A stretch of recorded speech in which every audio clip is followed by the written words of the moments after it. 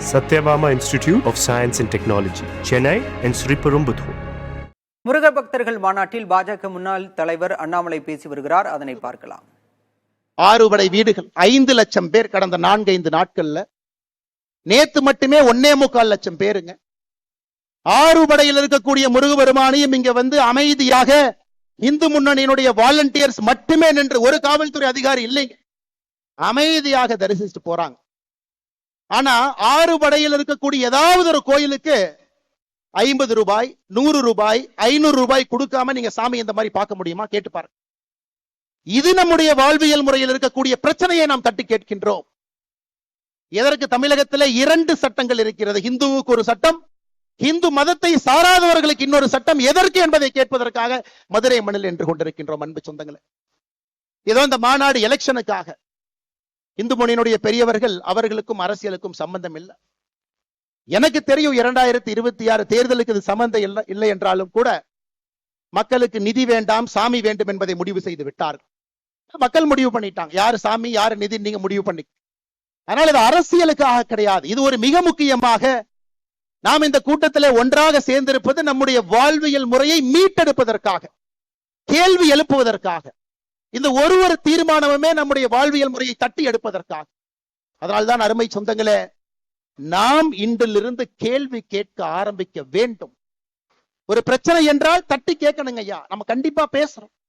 தமிழகத்திலே 44,000 ஆலயங்கள், 44,000 44,000 தமிழ்நாடு அறநிலைத்துறை கீழ் இருக்கு. எப்ப வந்துச்சு பாருங்க ஐயா, 1925 போர்டா வந்துச்சு, என்டோமென்ட் போர்டாக. 1951 சட்டமாக வந்துச்சு. 5,25,000 ஏக்கர் இருக்கக்கூடிய ஒரு அரசு இயந்திரம். 44,000 கோவில்கள் நிர்வாகம் செய்யப்படுகின்றது.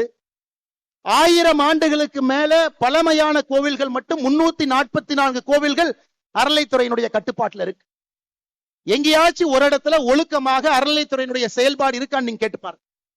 பணம் இருப்பவனுக்கு ஒரு மாதிரி, பணம் இல்லாதவருக்கு ஒரு மாதிரி. கேள்வி கேட்டுப்பாரு. அதையெல்லாம் மாற்ற வேண்டும். ஒரு புதுவிதமாக ஆன்மீகத்தை முன்வைத்து நடக்கக்கூடிய ஒரு ஆட்சி மட்டுமல்ல, ஆன்மீகத்தை முன்வைத்து இந்த சமுதாயம் தன்னை வழிநடத்தி கொள்ள வேண்டும் என்பதற்காக இந்த முருகர் மாநாடு நடந்து கொண்டிருக்கிறது. அன்பு சொந்தங்களே, அதனால இங்க வந்திருக்கக்கூடிய எல்லோருமே முருக பக்தர்களாக வந்திருக்கிறீங்க. ஆனா போகும் பொழுது வீர பாகுவாகவும் நாங்க போறோம் அப்படிங்கறத நம்ம மறந்துடக்கூடாதுங்க. இந்த மதுரை மண்ணிலிருந்து திரும்பி செல்லும் பொழுது நமக்கு அந்த உணர்வு வேண்டும். 230 கோடி கிறிஸ்தவர்கள் என்று சொன்னேன். கடந்த 10 ஆண்டுகள்ல கிறிஸ்தவ மக்கள் தொகை உலக அளவுல 12 கோடி உயர்ந்திருக்கிறது. 200 கோடி இஸ்லாமியர்கள் என்று சொன்னேன். கடந்த 10 ஆண்டுகள்ல இஸ்லாமியர்களுடைய மக்கள் தொகை 35 கோடி உயர்ந்திருக்கிறது.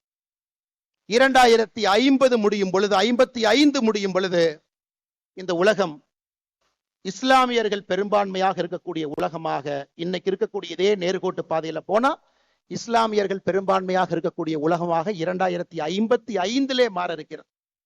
இன்னைக்கே கிறிஸ்தவர்ல பாருங்க, ஐரோப்பாவில் இருக்கக்கூடிய மொத்த கிறிஸ்தவர்களை விட வட ஆப்பிரிக்காவில் இருக்கக்கூடிய கிறிஸ்தவர்கள் அதிகம். More number of Christians are in northern part of Africa than in the whole of Europe. அதையெல்லாம் நாம் புரிந்து கொள்ள வேண்டும். நம்முடைய கலாச்சார சின்னங்கள் எங்கேயும் யாரும் அழிக்க கூடாது. ஒருவர் கூட மதம் மாறக்கூடாது.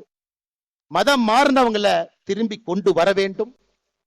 120 கோடி இருக்கக்கூடிய உலகத்துல இன்னைக்கு 4வது பெரும்பான்மை சமுதாயமாக இருக்கின்ற நம்முடைய சமுதாயம் தொடர்ந்து இதே போல இருக்கணும். காரணம், இன்னைக்கு தமிழகத்தினுடைய அரசியல் களத்துல பாத்தீங்கன்னா தமிழ் வேறு, ஆன்மீகம் வேறு, இலக்கியங்கள் வேறு என்று பிரித்திருக்கின்றார்கள். ஆனா நம்ம ஊர்ல அப்படி பிரிக்க முடியாது.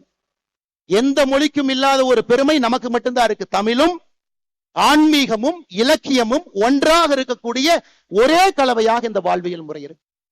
இன்னைக்கு கந்தர் சஷ்டி கவசம் நம்ம பாடுறோங்க ஐயா, 20 நிமிஷம் நம்ம பாட போறோம். இது முருகனுக்காக பாடக்கூடிய ஒரு பாட்டா? கேள்வி நம்பர் 1. இல்ல இது ஒரு மந்திர நூலா? இந்த நூலுக்குள்ள ஒரு மந்திரம் இருக்கு, சில பேர் அதையும் சொல்றாங்க. அதையெல்லாம் தாண்டி கந்த சஷ்டி கவசத்தை மட்டும் பாடினீங்கன்னா போதும், இருக்கக்கூடிய எல்லா பிரச்சனைகளும் காணாம போயிடும். இது 3 விதமாக இலக்கியமாக பார்க்கின்றார்கள், பக்தியாக பார்க்கிறாங்க, ஆன்மீகமா பார்க்கிறாங்க. கந்த சஷ்டி கவசம். கந்தங்கிறது என்னங்க ஐயா? நம்முடைய தொப்புள் கொடி எங்க இருக்கோ அங்கே இருந்து 2 இன்ச் கீழே வந்தீங்கன்னா நாபி கமலம் இருக்குங்க. உடம்பிலே சில இடத்துல மட்டும்தான் நம்முடைய நர்வஸ் சிஸ்டம் அங்க மட்டும்தான் போய் எண்ட் ஆகுதுங்க ஐயா, பாதங்கள்ல கைகள்ல. அதே போல தொப்புளுக்கு கீழே 2 இன்ச்ல அது போய் நிக்குது. அதை பழைய தமிழ்ல 18ஆம் நூற்றாண்டுல சென்னி மலையில இந்த நூலை முதலாக சுப்பிரமணிய சாமிக்கு முன்னாடி ஏற்றிய பொழுது தேவராய சுவாமிகள் அவர்கள் கந்த என்று குறிப்பிட்டது நம்முடைய தொப்புள் கொடிக்கு கீழே இருக்கக்கூடிய 2 இன்ச் பகுதியில் இருக்கக்கூடிய பகுதி. சஷ்டி, இன்னைக்கு சஷ்டி ஒரு நாளாக கொண்டாடுகின்றோம். ஆனா பழைய தமிழ்ல சஷ்டி என்றால் அது சட்டி.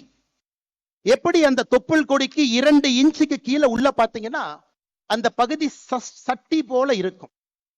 கந்த சஷ்டி கவசம் அப்படின்னா தொப்புள் கொடிக்கு 2 இன்ச்சுக்கு கீழே இருக்கக்கூடிய சட்டி போன்ற அந்த பகுதியை பாதுகாப்பதற்காக பாடப்பட்ட ஒரு பாடலை கந்த சஷ்டி கவசம்னு சொல்றோம். இதை இன்னொரு விதத்துல பாருங்க, சட்டியில் இருந்தா தான் அகப்பையில வரும், சஷ்டியில் இருந்தால் தான் அகைப்பையில் வரும். சஷ்டியில விரதம் இருக்கிறீங்கன்னா அகைப்பையில உயிர் உண்டாகும் என்பதற்காக சொல்லப்பட்டது. இந்த முழு கந்த சஷ்டி கவசத்துல அவ்வளவு சயின்ஸ் இருக்குதுங்க. இன்னைக்கு விஞ்ஞானத்திற்கு என்னவெல்லாம் தேவையோ எல்லாம் கந்த சஷ்டி கவசத்துல இருக்கு. அதனால்தான் நம்மை வாழ்வியல் நெறி என்று சொல்லுகின்றோம். தமிழ் மொழியிலே ஆன்மீகமும் அறிவியலும் கலந்திருக்கிறது என்று சொல்லுகின்றோம். இந்த மொழியை பிரிச்சு பார்க்க முடியாது. அதை திரும்ப எப்ப நம்ம மையப்பகுதி கொண்டு வர போகின்றோம்? ஒரு கந்த சஷ்டி கவசத்திலிருந்து ஆரம்பிச்சு ஒரு விஷயம் நாம் பேசலாங்க ஐயா, ஒரு விஷயம்.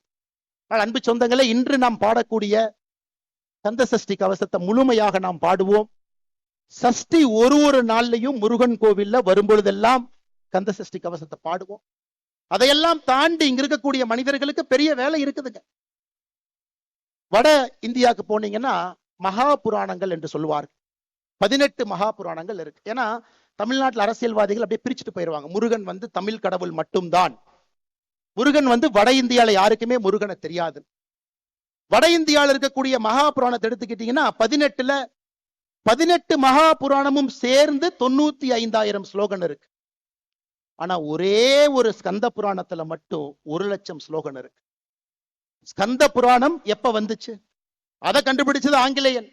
கேம்பிரிட்ஜ் பல்கலைக்கழகத்தில் இருக்கக்கூடிய செசில் பெண்டால் 1898 நேபாள ஓலைச்சுவடைகளை கண்டுபிடித்து இதுதான் ஸ்கந்த புராணம் கண்டுபிடிச்சாங்க. ஆனா இன்னைக்கு அவர் கண்டுபிடித்தது வெறும் 81,000 ஓலைச்சுவடிகள் தான், ஸ்லோகங்கள் தான்.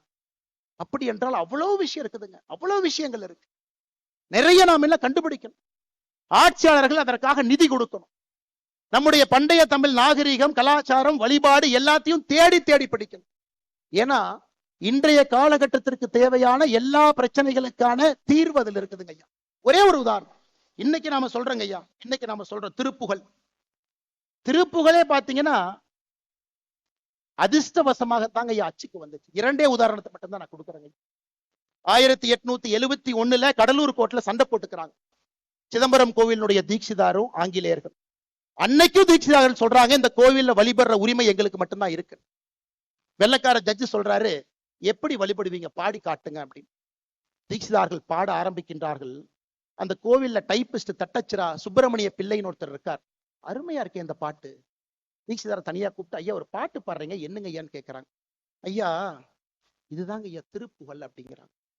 5 ஆண்டுகளாக 5 நூற்றாண்டுகளாக 13ஆம் நூற்றாண்டிலிருந்து வார்த்தையாக இல்லாமல் வெறும் வாயிலே பாடிக்கொண்டிருக்கிறார்.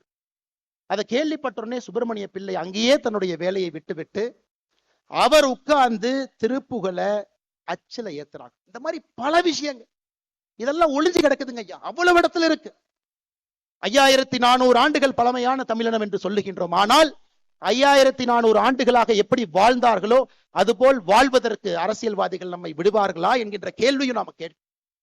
அதுதான் அருமை சொந்தங்களே, இது போன்ற மாநாடுகள் இன்னும் நடந்து கொண்டே இருக்கும். ஒரு பிரச்சனை வரும் பொழுதெல்லாம் நாம் ஒன்று சேருவோம். அதைவிட முக்கியம் எதற்காக ஒன்று சேருகின்றோம் என்பது முக்கியம். நம்முடைய இனத்தினுடைய அடையாளத்தை தைரியமாக தீர்க்கமாக வெட்ட வெளியில அதை நாம் வெளிப்படுத்த வேண்டிய கட்டாயம் இருக்கு. யாருக்கும் நாம் எதிரி கிடையாது. 2 நாடுகள்ல மட்டும் பெரும்பான்மையாக இருந்தாலும் கூட நம்ம யாருக்கும் எதிரி இல்லைங்க. அதை தைரியமா நீங்க காட்டுங்க. நேத்து திருப்பரங்குன்றத்தில் அரசியல்வாதி ஒருத்தர் வர்றார், இன்னைக்கு எம்பியா இருக்கார், ஒரு முக்கிய கட்சியினுடைய தலைவர். கோவில்ல சாமி கும்பிட்டு வர்றார் 4 நாட்களுக்கு முன்பு. ஒரு அம்மா செல்ஃபி கேட்கிறாங்க.